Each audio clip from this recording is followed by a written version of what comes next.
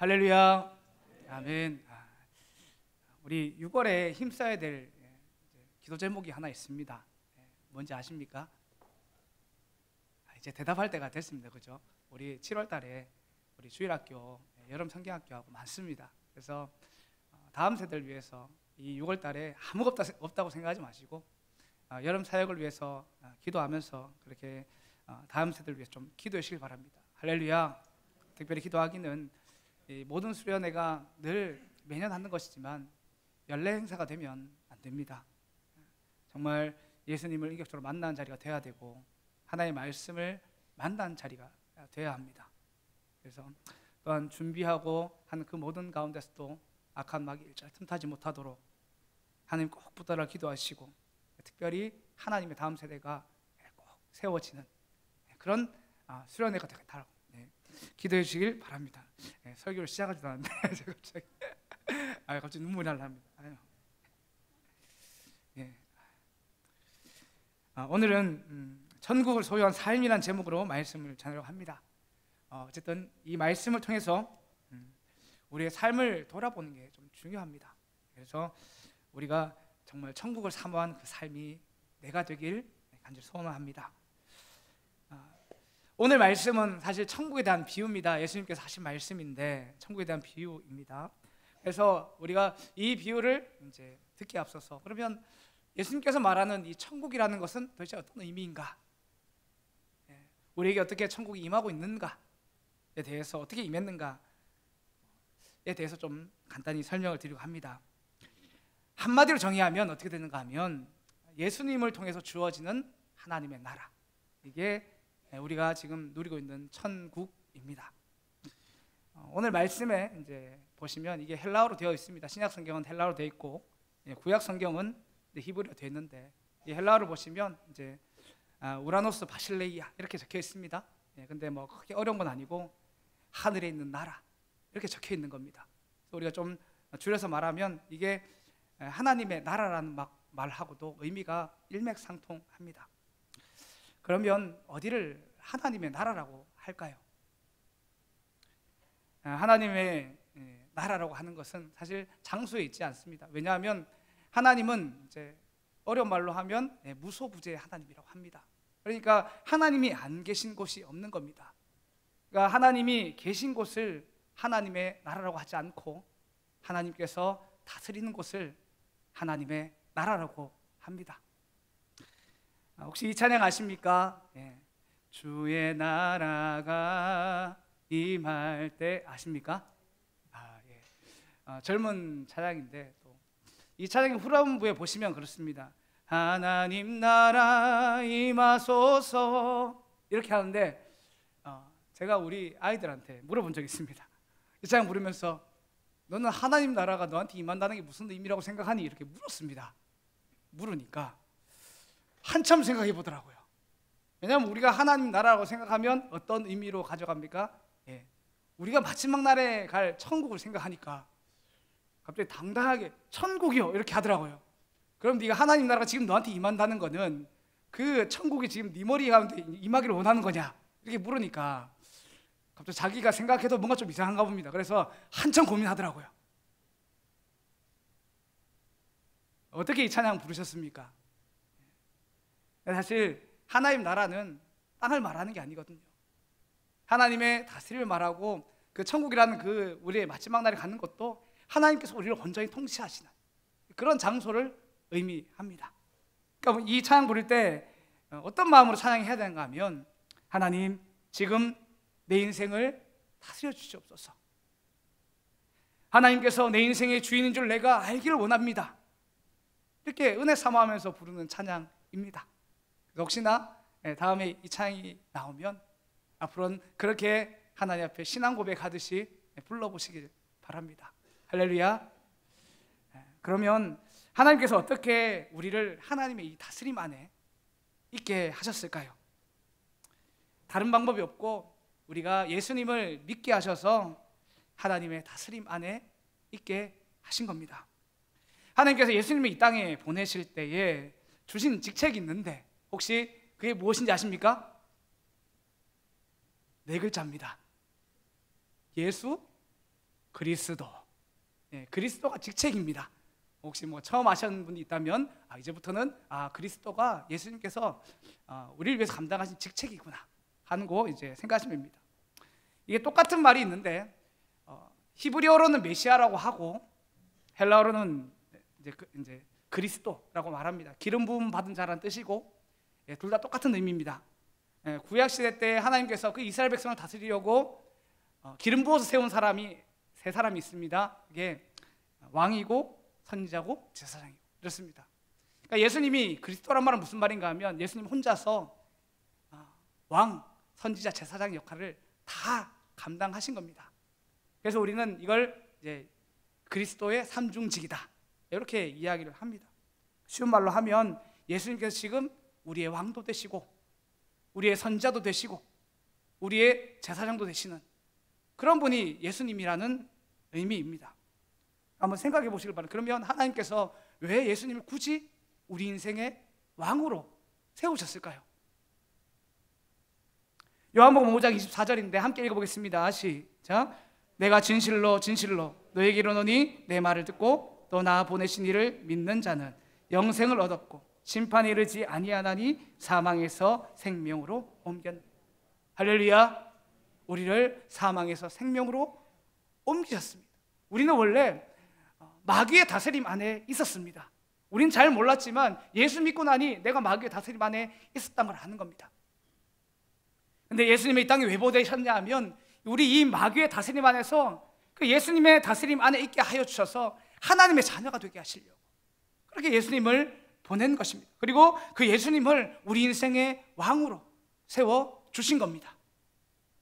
그러니까 하나님께서 어떻게 우리에게 이 천국이 임하게 하셨는가, 하나님의 다스림이 임하게 하셨는가 묻는다면 예수님을 통해서 그렇게 하신 겁니다.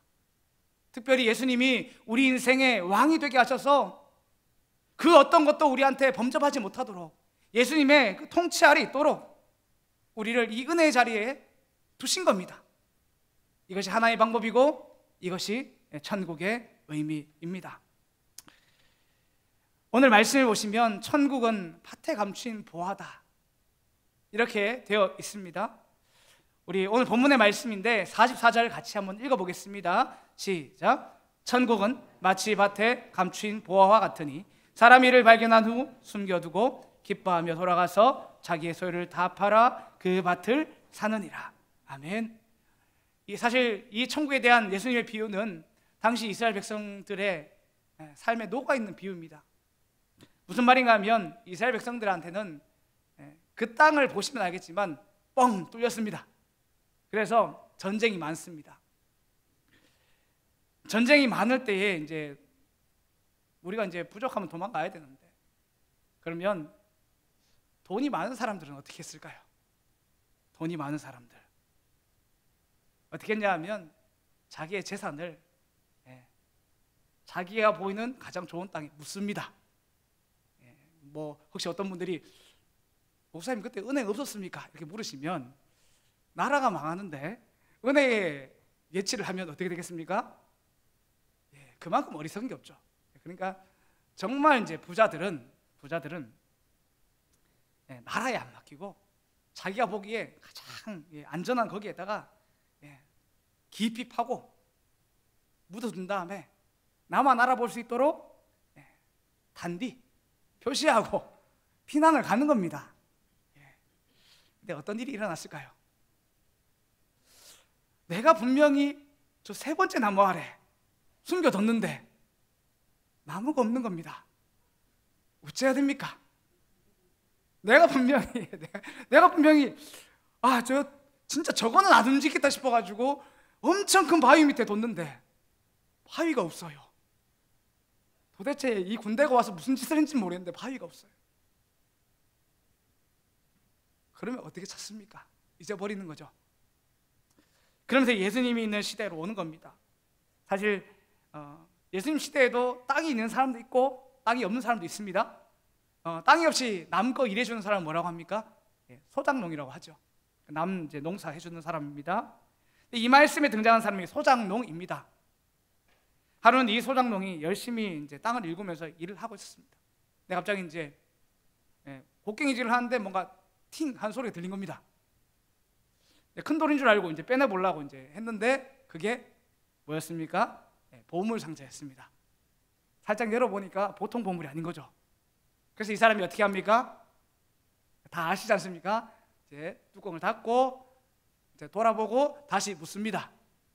다 그렇게 묻고 이분이 이제 아주 큰 결심을 합니다. 그게 뭐냐면 이 땅을 주인한테 사기로 합니다. 이 사람이 소장농이잖아요. 소장농이면 어떻게 이 땅 사야 되겠습니까? 땅이 없는 사람인데 돈이 많은 사람은 여윳돈 가지고 땅 사면 됩니다. 소장농이니까 자기 있는 거 다 팔아야 되는 거예요. 그래야지 이 땅을 살 수 있는 거예요.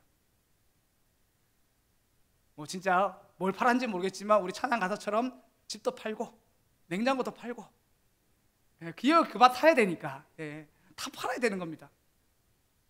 한번 묻겠습니다. 남자분들은 절대 대답하지 마십시오. 그냥 듣고만 계시고 여자 집사님들 묻겠습니다. 집안 형편이 어려운데 갑자기 남편이 와가지고 내가 좋은 정보를 받았다 하면서 주식을 산다고 하면 어떻게 하시겠습니까? 예. 또 다른 건 묻겠습니다. 갑자기 와가지고 어떤 좋은 정보를 들었는데 저 땅이 조만간 오른답니다. 땅 사라 할 겁니까? 안 사라 하실 겁니까? 사라 할 겁니까? 땅은 됩니까? 제가 땅을 잘 몰라서 주식은 안 되고 땅은 되고 제 설교가 좀 많이 빗나가긴 한데 어쨌든 뭐 제가 아직 세상 물정을 잘 몰라가지고 땅은 된답니다. 어쨌든 뭐 제가 생각할 때는 뜯어서 말려야 될 것 같습니다. 하여튼 뭐 할 때도 여러 가지 막 핍박도 하고 지금 막 정말 우리 집안 형편이 안 좋으면 지금 땅 살 때가 애들 밥 굶고 있는 거 안 보이나 하지 않겠습니까? 그리고 세상이 호락호락하지 않죠. 소장님이 갑자기 이 땅 산다고 오면 이 주인이 어떻게 하실 것 같습니까? 내가 이 사람의 형편을 알지 않습니까? 그게 무슨 연애인지 모르겠는데 이 사람이 이 땅을 탈라 하니까 그러면 100만 원 땅을 어떻게 합니까? 그래 250만 물러야죠. 세상은 아무도 이 사람이 가난한데 땅 살라 하면 100만 원짜리 50만 원 깎아주는 경우가 없습니다. 살라 하는 걸 딱 포착하면 정말 사겠다 싶으면 100만 원짜리를 200만 원, 250만 원, 300만 원 부르는 게 세상입니다. 사실 이 사람은 어떻게 보면 아내의 반대를 무릅쓰고 산 거고요. 주인의 횡포를 무릅쓰고 그 밭을 샀다고 해도 저는 무방하다고 생각을 합니다. 근데 이 사람이 이걸 왜 샀을까요? 내가 지금 투자해야 된 돈보다 이 땅에 이 숨겨진 보화가 내가 발견한 보화의 값이 훨씬 어마어마한 겁니다. 내가 지금 말은 못하겠는데 사고 나면 내가 아내한테 명품백 하나 사주리라 하는 마음을 가지고 이를 팍팍 깔면서 말은 못하고 그렇게 이 땅을 샀지 않겠습니까? 저는 이것이 천국의 가치라고 생각을 합니다. 예수를 믿어서 누가 우리를 칭찬해 줍니까? 근데 그럼에도 불구하고 내 인생을 여기에 거는 이유가 어디 있습니까? 사실 내가 예수를 만났으니까 내가 여기에 내 인생을 거는 겁니다. 세상의 보화보다 더 큰 가치를 내가 여기에서 발견한 겁니다. 여기 계신 모든 분들이 그 가치를 발견했기를 간절히 소원합니다. 네, 우리가 여기서 집중해서 들어야 될 것이 있습니다. 사실 이 말씀의 진짜 내용은 너희가 저 천국을 저 소장농처럼 사모해라 라는 말이 아닙니다. 왜냐하면 그런 이제 자세는 사실 그 다음 절입니다. 그럼 이 이제 44절 우리가 읽은 이 절의 핵심 내용은 무엇인가 하면 천국은 마치 밭에 감추인 보화라는 겁니다. 예수님이 하고 싶은 말씀은 이게 핵심입니다. 무슨 말인가 하면 사실 땅을 파다가 내가 보석을 발견하면 사실 저 이제 소장농처럼 집도 팔고 냉장고도 팔고 기어이 급해서 살 텐데 예수님 시대에 많은 사람들이 예수님을 못 알아본 겁니다. 예수님이 그런 보아이신데 예수님 못 알아보는 겁니다. 아무도 예수님께 인생을 안 거는 겁니다. 오히려 유대인의 그 대표들은 어떻게 했습니까? 예수님을 배척했고 그 마지막에 예수님을 십자가에 못 박았습니다. 그런데 정말 감사한 것은 그 중에서 또 은혜 가운데서 정말 외면되던 그런 사람들 주님께 만나주셨는데 그 가운데서 예수님 만난 사람들이 있습니다. 근데 그 예수님 만난 사람들은 어떻게 했을까요? 어떻게 행동했을까요? 옆에 사람들이 조용하라 하고 예수님께서 제발 지금 조용히 하라고 그렇게 말했을 때에 그때도 뛰어나가서 외치고 예수님 자랑하고 그렇게 했습니다. 그런 부분 참 많습니다. 근데 제가 한 가지만 말씀드리면 요한복음 9장에 보시면 날 때부터 맹인이었던 자가 있습니다.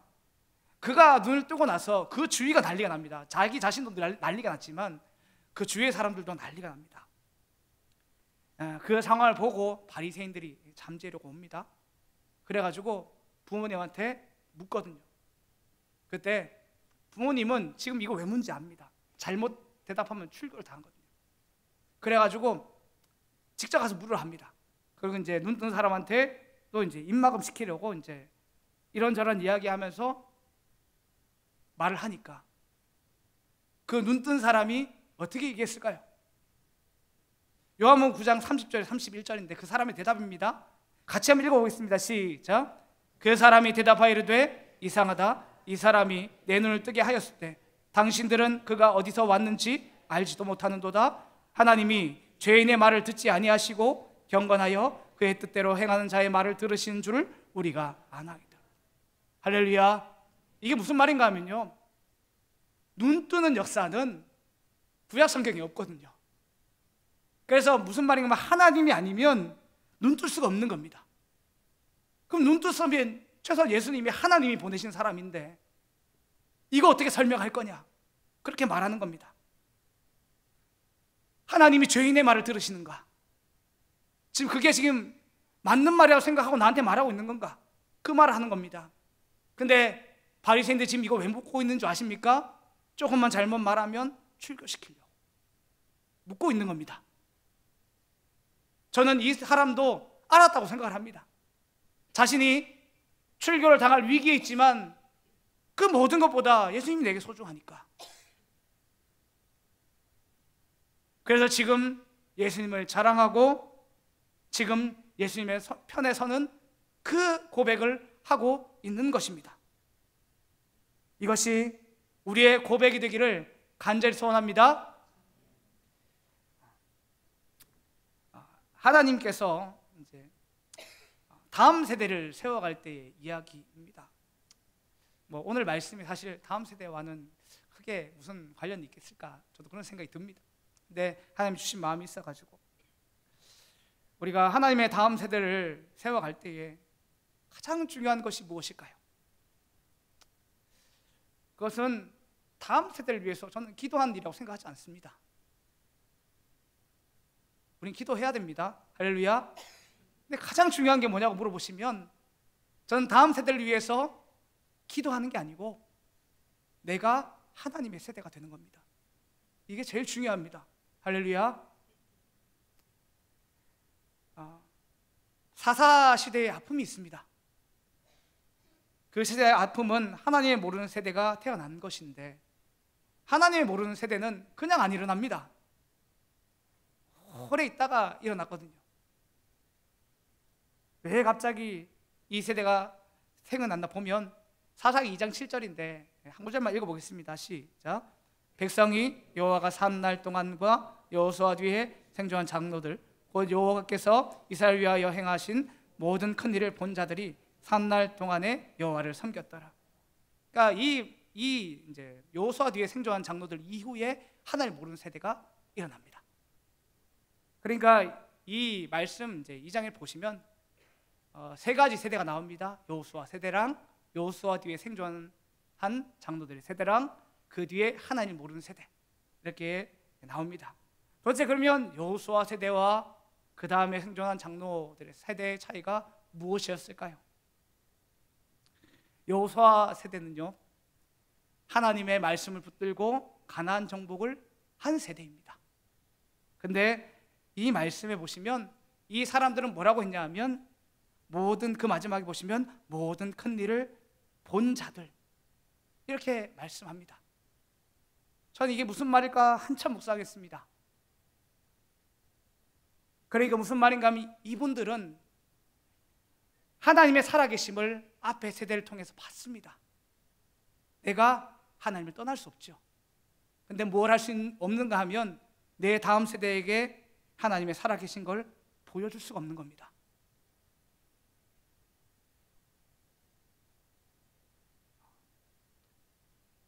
하나님의 살아계심을 어떻게 하면 보여줄 수 있을까요?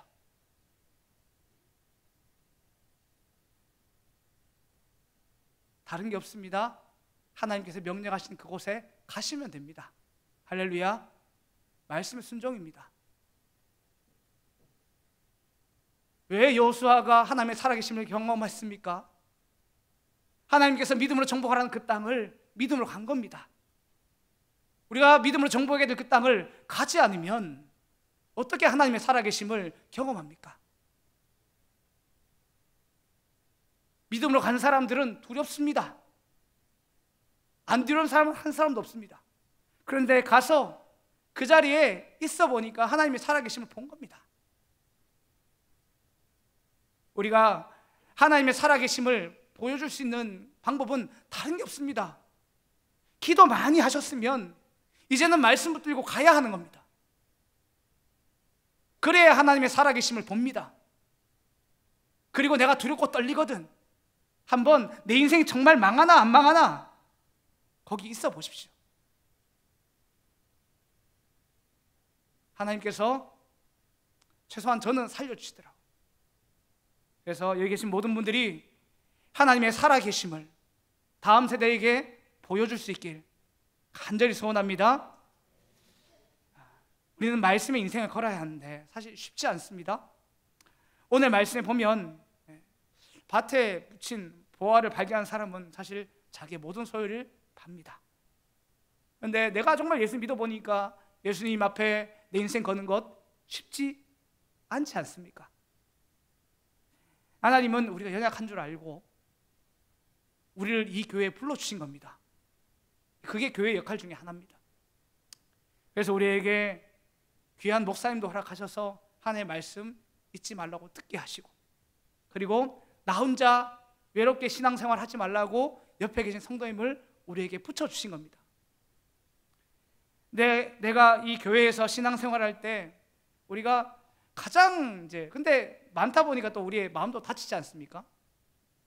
근데 우리가 신앙생활할 때에 내가 정말 하나님 앞에 섰는지 다른 걸 바라보고 있는지 점검하는 척도가 몇 가지 있습니다. 그 중에 이 시간 말씀드리고 싶은 것은 내가 누구와 비교하는지를 좀 살펴보시길 바랍니다. 이게 내 신앙의 척도입니다. 무슨 말씀인지 궁금하시죠? 다른 건 아니고 어려운 말은 아닙니다. 제가 저도 똑같은 사람인데 그냥 좀 재미있게 들으시라고, 제가 지난주에 했던 주일학교 사역을 이야기 드리면, 애들이 하루는 예배로 오는데 예배에 가장 먼저 오시면 뭘 해야 됩니까? 기도라고 대답하셔야 됩니다. 오시면 다 기도하시죠. 다 기도하시죠. 네, 할렐루야. 우리 애들은 예배당에 가장 먼저 뭐부터 할까요? 핸드폰부터 켭니다. 오자마자 핸드폰 켜고 이제 유튜브 보고 있다가 앞에 뭐 하나 보다가 찬양한다 하면은 핸드폰 소리 줄이고 뭐 이렇게 있습니다. 네, 그렇게 있더라고요. 그래서 제가 이제 여기에 관해서 설교도 좀 하고 했는데, 아시죠? 설교해도 못 알아듣습니다. 모르는 줄 압니다. 앞에 있으면 모르는 줄 압니다. 그래서 조용히 이제 보는 척 안 보는 척 이렇게 하고 있더라고요. 그래서 이제 하루는 제가 화는 안 냈으면 화는 안 내고 네가 예배 시간에 와서 기도해야지, 이렇게 핸드폰 하면 되나? 이렇게 말했더니 얘 갑자기 화를 내더라고요. 한 학생이. 목사님, 왜 저한테만 핸드폰 하지 말라고 하십니까? 이렇게 말하더라고요. 당돌해요. 당돌해가지고 왜 저한테만 핸드폰 하지 말라고 합니까? 목사님 보시면 알겠지만 제도 하고 있고 쟤도 하고 있고 쟤도 하고 있습니다. 나한테만 맞는 말이거든요. 맞는 말입니다. 근데 제가 이 말을 듣고 안타까웠습니다. 왜 안타까운지 아십니까? 그 아이의 눈에는 지금 핸드폰을 한 사람밖에 안 보이는 겁니다. 분명히 이 예배당 안에는 은혜를 삼하며 기도한 사람이 있거든요.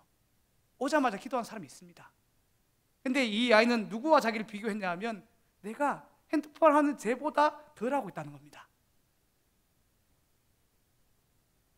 저 사람이 지금 선생님들 기도하고 있고 막 기도하고 있는데 그 기도하는 아이와 선생님과 자기를 비교하는 게 아니고 핸드폰을 한 아이와 자기를 비교하고 있더라고요. 이 학생들의 이야기가 우리 이야기가 비슷하지 않습니까? 대동교회는 제가 보기에는 큰 교회입니다. 진앙교회 워낙 작은 교회 있다 보니까 사람이 별로 없으면 많이 헌신해야 됩니다. 저도 압니다. 성도님 한 분이 한 2개 직분 이제 감당하면 많다고 생각을 하는데 신앙교회 같은 경우에는 막 4개, 5개 하다 보니까 일하다가 집에 가는 겁니다. 그리고 그렇게 말씀하셨어요. 왜 목사님 나한테만 헌신하라고 하십니까? 왜 나만 더 참아야 됩니까? 이런 이야기를 참 많이 들었습니다. 뭐 제가 할 말이 없죠. 혹시 그런 분이 계시다면 돌아보시길 바랍니다. 정말 내가 본 쪽 말고 반대쪽에는 없는지, 사람이 없는지, 정말 거기에 예수님을 사랑한 사람이 없는지, 거기에 주님 바라보며 헌신하고 봉사한 사람이 없는지, 정말 십자가 앞에 무릎 꿇고 나아간 성도가 없는지 보시길 바랍니다. 우리는 진리를 소유한 자들입니다. 할렐루야. 그럼 진리면 정답을 알고 있는 사람들이죠. 사람에 의해서 왔다 갔다 한 사람들 아닙니다. 한번 생각해 보시길 바랍니다. 진리를 소유했으면 혹시 100명이 있다 치고 99명이 기도하지 않고 1명이 기도하고 있으면 내가 진리를 소유했으면 나는 어디 서야 합니까? 양쪽 다 보고 1명 옆에 내가 2명이 되는 것, 이게 우리의 신앙입니다. 그리고 저 99명을 놓고 이 2명이 눈물로써 기도하는 겁니다. 이게 우리의 신앙입니다. 내가 지금 누구와 나를 비교하고 있습니까? 이게 사실 제 이야기였습니다. 저도 작은 교회 사역하다 보니까 일이 저한테 다 몰리더라고요. 사역자니까 말은 못하고 내 마음이 정말 힘들었습니다. 근데 사역자니까 감당은 해야 되고, 근데 하나님께서 은혜 가운데 한순간 이걸 덮어주시더라고요. 반대쪽에 보니까 함께 헌신하는 분들이 있더라고요.